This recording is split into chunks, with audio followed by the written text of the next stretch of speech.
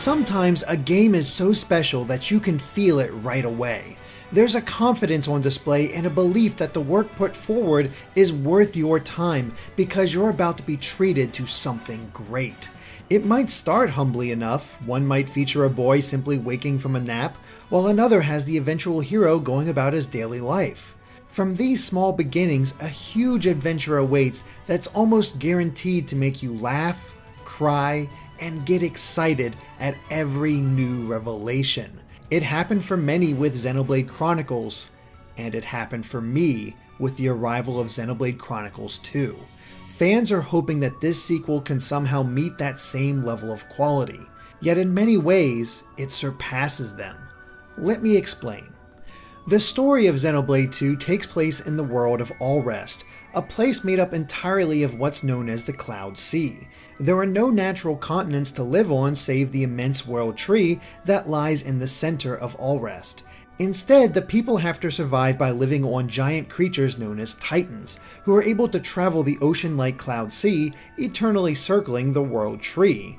But after living this way for so long, the titans are beginning to die out, and the threat of war hangs over everyone, a fight for the dwindling territory. It's in this setting that we focus on a salvager named Rex, who makes a living recovering artifacts and technology that long ago sank into the sea. This focus on him allows you to learn the rules of Alrest and the existence of drivers and blades. Blades are special beings that bond with the people capable of becoming their drivers. The blade grants the driver more power, allowing them to use special abilities called arts. But Rex's life is soon thrown a curve when he agrees to a lucrative job and his salvaging causes him to meet Pyra, a special blade known as the Aegis. He inadvertently becomes her driver, yet promises to take her to the World Tree, where his dreams of there being enough land for everyone might become possible. From there, the story takes many twists and turns as we learn about the Titans, the politics of Alrest, the World Tree, and what makes Pyra so special as an Aegis. I somehow managed to squeeze in 90 hours of playtime with Xenoblade Chronicles 2, just barely reaching the end before this review. This is a world that begs to be explored, and I decided to take my time to get as much of a natural experience as I could before making that last drive to the finale. And I can say emphatically that the story is just incredible. While prior knowledge of the original game will help you get more out of it, this is still a story that anyone can enjoy. And there's so many great moments. I would get a smile out of the silly scenes, invested in the huge action set pieces and incredible choreography, and even teared up when tragedies or low points for the characters would occur. This is a story that slowly introduces you into the world, teaching you the basics before adding layer after layer and creating an investment so strong that I just wanted to keep playing for hours on end. And by the time I experienced the final revelations and conclusion, I was left in tears. It is a truly beautiful story, and the characters are a major factor of all of this. There are so many people to meet, helped by the fact that nearly every major character also has a blade with their own personality quirks, yet I never had trouble remembering any of them. They stood out thanks to the excellent writing and individual personalities. Some fall into tropes, of course, but they're still so fun or given enough of a twist that I would find myself getting pulled into this world. And best yet, every party member has an arc that made me care about them even more than before.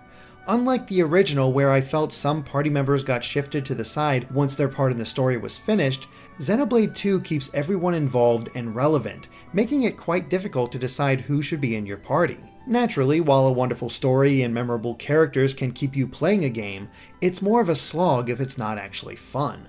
And I am happy to say that nearly every major complaint that I had about the original Xenoblade has been improved in this sequel, creating a battle system that is simply a joy to use and a world packed with so much to do that I feel most players could get at least 200 hours out of its gameplay. While that might seem overwhelming, one of the best improvements is simply how the game teaches you its mechanics.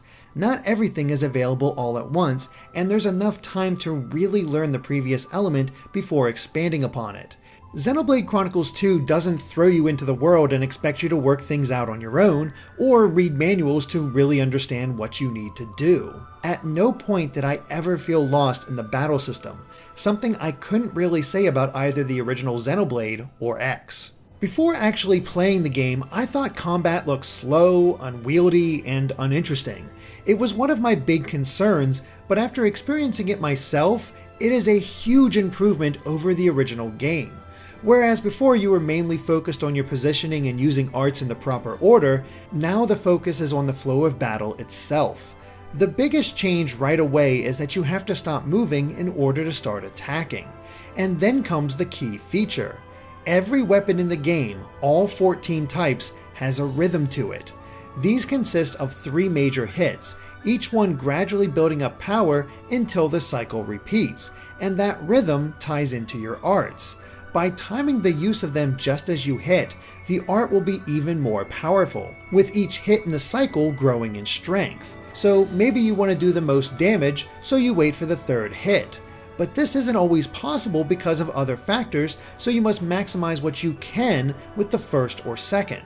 It made me pay attention to each battle, as utilizing this strategy is incredibly helpful and even sets up other aspects of the combat. As you use arts, they'll gradually increase your special meter up to level 4. These allow you to perform powerful attacks that, while good on their own, more importantly set up elemental combos. Every weapon has one of 8 elements, and each weapon can have any element. These elements are then applied to your arts, making them even stronger against enemies weak to that type. Using a special begins an elemental combo of whatever your current weapon is imbued with. From that point, you are shown a grid of other specials you can possibly activate to continue the combo. Of course, there's also a time limit, but you can extend it through the use of statuses. Certain arts will cause a break status, leaving enemies open to harsher outcomes. Topple will make them fall to the ground defenseless for a short time, while there's the new statuses of Launch and Smash. Launch leaves the enemy vulnerable in the air for even longer, while Smash does massive damage for slamming them into the ground. Pulling off an elemental combo also strengthens the potential of the returning chain attacks. They're essentially no different from how they worked before. There are segments that fill as you battle, and one segment can be used to revive a fallen party member. But if you fill all 3, you can unleash a chain attack for even more damage. Using it normally will likely only get you 1 round of hits from each party member. Potent, but not as good as using it after elemental combos, which lead to elemental bursts. Attacking the enemy will also strike any orbs that surround it from the elemental combo. This will not only cause damage, but extend the chain attack, leading to some of the most devastating possibilities in the game. By the final boss, I performed a chain attack that caused nearly 2 million damage. I love this battle system so much. It is satisfying on every level, yet challenging to pull off during boss fights and other tough encounters. There's a feeling of balance to the system, since it takes a lot of prep to pull off the major feats. When I did though, I was always left smiling. And while it might sound like a lot to take in now all at once, Xenoblade 2 gradually feeds you this information over the course of 15 to 20 hours. You will know the ins and outs of every step before they give you the next. And even before that point, I was still having fun in combat as I learned the intricacies. Heck, there were still small elements being introduced 80 hours in that changed the way you strategize in this game. It is by far the best combat that Xenoblade has ever had. And that's without mentioning the customization. As I said, every weapon can be any element, but you get these weapons through the use of blades. Blades come in 2 categories, common and rare, differentiated by their designs and potential, and are obtained by using core crystals that bond them to whoever used it. Common core crystals usually yield common blades, but there's always the slight possibility of finding a rare blade. These common blades can be ranked 1 through 4, with the higher numbered ones having slightly different designs and more potential in battle. They're fine for early on, and the higher ranks can hold their own, but what you'll really want are the rare blades. These unique blades can either be found in shops or during side quests, but the easiest method is the rare or legendary core crystals, although there's still a chance that it'll just be a strong common. All rare blades are ranked 5, and where you'll really get the most out of the blade systems thanks to their abilities and raw potential. There is a way to slightly influence your chances for a rare blade when bonding though. Various boosters can be used to increase the chances for a blade of a certain element. These can be obtained in treasure chests, or when salvaging, or for dismissing one of your blades in the hope of getting a better one. The designs of the rare blades are incredible in their own right, each one with a unique personality and function, but what makes them special is the process of increasing their power. All blades can be equipped with core chips that make their weapons even more powerful and even change the design. It's the only bit of visual customization there is in the game, as unlike previous titles, there's no way to change the party's outfits. Instead, their only equipment are the blades they use and accessories. But blades can be equipped with their own accessories as well, making for a lot of potential fine-tuning, especially when it comes to their role. These fall into one of 3 classic categories: attacker, healer, and tank. Attackers deal the damage, healers keep everyone healthy, and tanks absorb the majority of the attacks. Where it gets interesting is that these are determined by the blades you equip.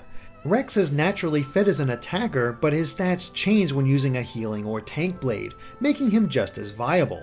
You can have certain characters focus solely on a single role, or make each character have all 3 to fit any situation.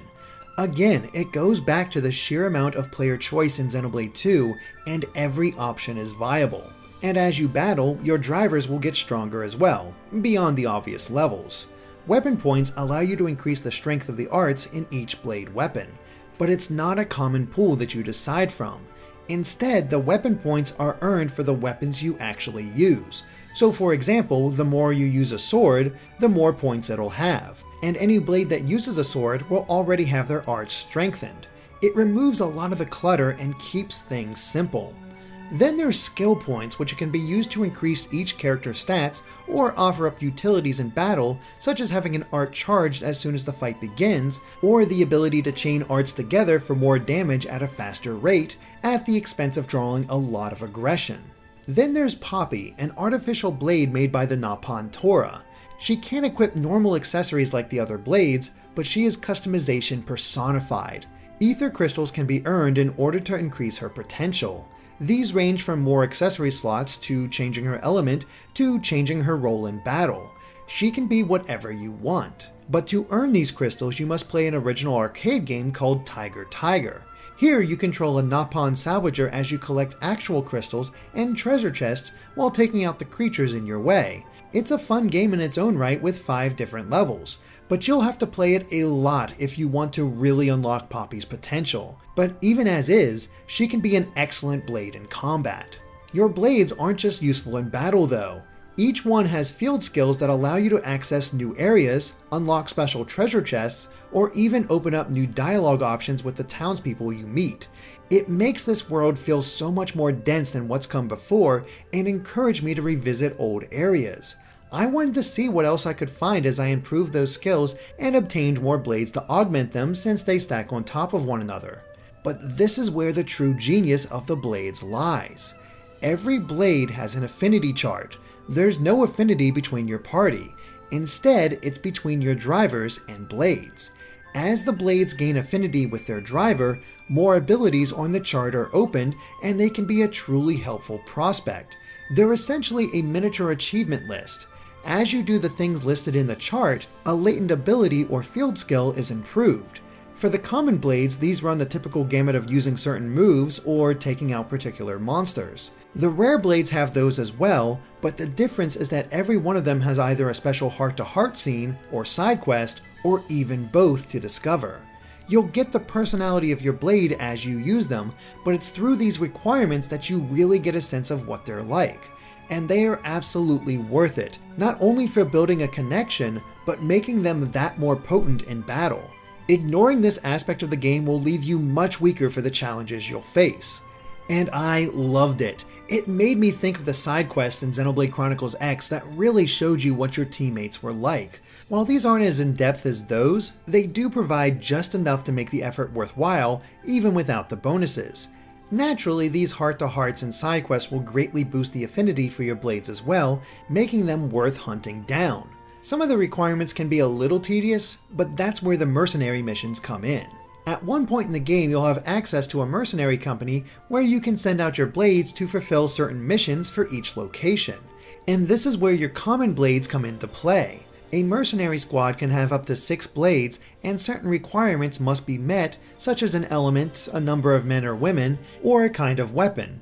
Other skills may be suggested as well, which will shorten the amount of time that team will be away. Not only does this earn you extra money, but it builds affinity and unlocks nodes in the chart for those blades. This applies to rare blades as well, making for a good way to build them up when they're not in use. Obviously, you'll need to actually equip them to unlock some of the nodes, but it still saves time. The other boon is how it relates to town development. Each Titan you visit has a development ranking, much like the town affinity in the original Xenoblade. But here, rather than solely be focused on doing missions and talking to townspeople, it's about giving a boost to the local economy. Buying and selling items in a town will boost its development and sometimes grant new mercenary missions that will expand the shops. This in turn provides more options for you to buy and spend more money, which increases the development while lowering costs. Side quests and talking to the townsfolk still help, but it's this buying and selling that really pushes it forward. And that's the great thing about towns now. It feels like there's more of a purpose. Before, you had to talk to everyone in the hopes of finding new dialogue and potentially opening up more side quests and affinity opportunities. Now, every person that you haven't talked to is marked with a star. And even if you have talked to them, that star will return to indicate new dialogue opportunities. It is a time saver of a system and so elegant when the world is this huge. Additionally, it's actually worth buying things in towns now.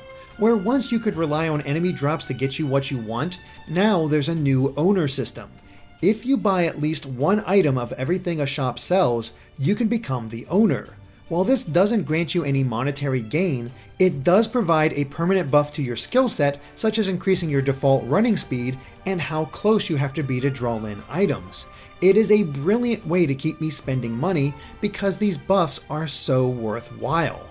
And this goes back to the mercenary missions that increase the shop inventory in the hopes of buying everything, including the deed to their shop. It's a wonderful example of how the systems in Xenoblade Chronicles 2 tie into each other so naturally that it made me want to see and do it all. While the side quests aren't as plentiful as previous games, they're much more substantial and there's still a lot. Many can lead you all over multiple titans, potentially taking you to places on those titans that you hadn't seen before. It's a lot like a miniature story arc, but rather than blindly trying to discover where you need to go, every side quest is clearly marked with what you need to do. Completing all these side quests also doesn't carry with it the issue of being over-leveled. In the original Xenoblade Chronicles, it was possible to become too strong for the story if you went out of your way to do everything. This is solved in 2 by classifying side quest rewards as bonus experience. By staying at an inn, you can tap into this extra experience and immediately level up your characters if you so choose. So you can go at your own pace as much as you want, and if you come to an especially hard spot, return to the inn, level up your characters, and try again with no need to grind. It's a great fix. And another wonderful improvement is the collecting materials. The process has been made much easier. Rather than individual items spread across the world, there are specific collection points where you can find these materials. Better yet, you can easily identify what you'll likely get from that point. If you're near water, you'll get fish. Near a tree, wood materials. Near a rock, different minerals. And if you need bolts and screws, you can go salvaging. Collecting these items is a breeze and nearly eliminates the nightmare of finding that one particular rare material that you simply can't locate. And better yet, some of the field skills and shop buffs increase how many materials are yielded by the collection points. I didn't miss the exclusion of a collectopedia at all. This system is so much better. And honestly, that's how I feel about the gameplay in general. Everything is improved upon what came before.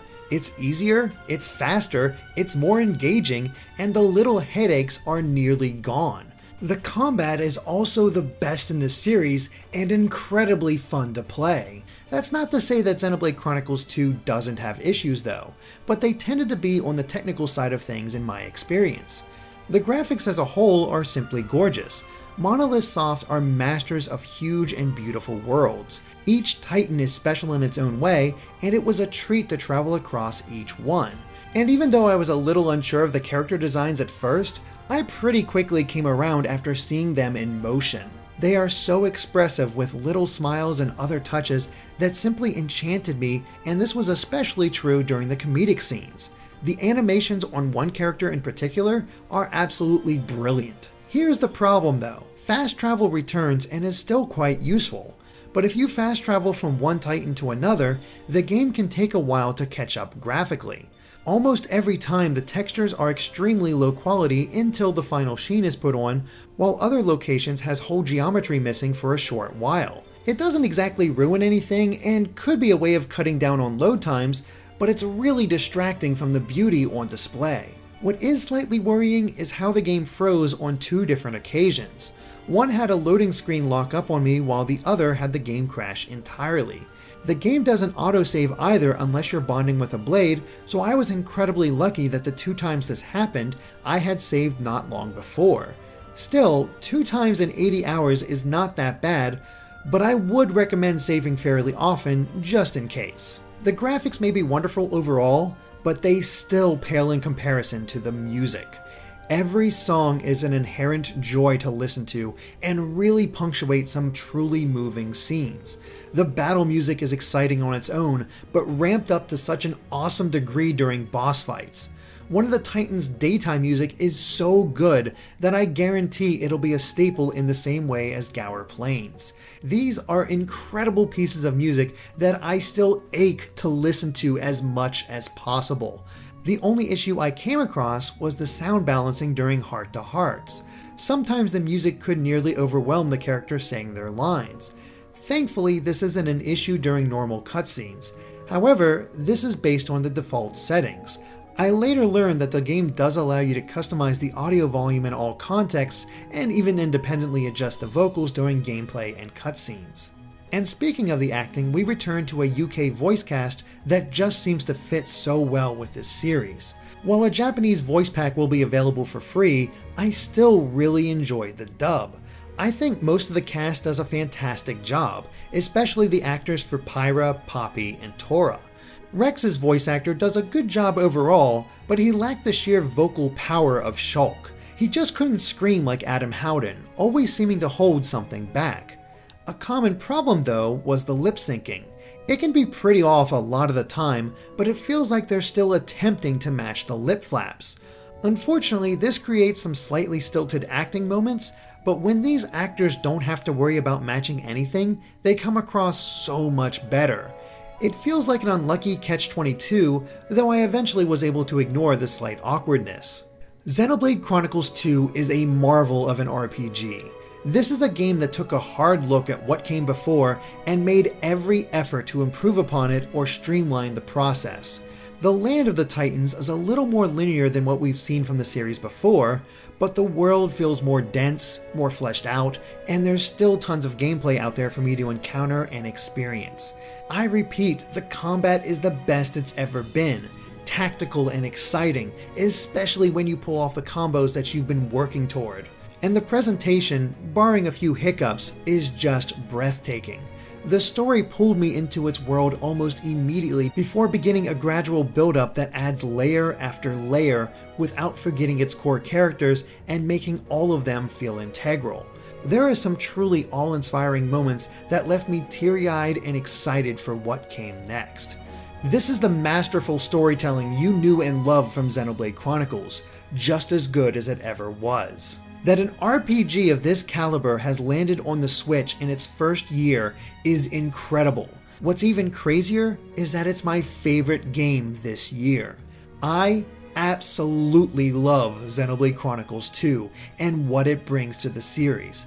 It improves upon so much while being the most accessible entry to date. If you have even the slightest curiosity, play this game. Give it the time to get its hooks in you, and you won't want to put it down. Now, if you excuse me, I want to get back to playing. Thanks for watching, and be sure to subscribe to GameXplain for more on Xenoblade Chronicles and other things gaming.